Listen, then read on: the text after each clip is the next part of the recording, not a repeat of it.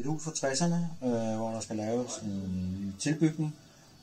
Det skal istandsættes, og vi skal prøve at bevare så mange materialer som overhovedet muligt.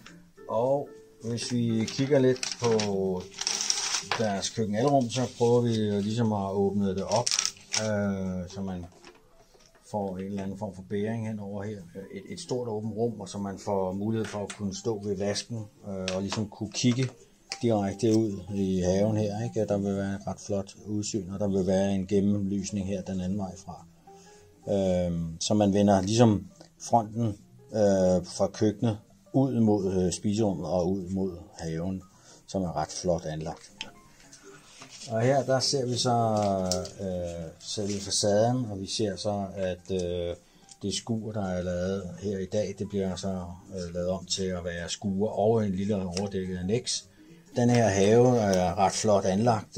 Den er lavet en gang i 60'erne, og den er ret vel vedligeholdt, ikke? Så den arbejder vi videre med. Og i de her haverum, der slutter man haven af med et anneks, hvor vi mere og mere gerne jo vil arbejde hjemmefra, eller have mulighed for at sidde ude under himlen, når det regner, og sådan en rigtig god dansk sommer. Ja. Og så kommer wildlife her. Sådan der.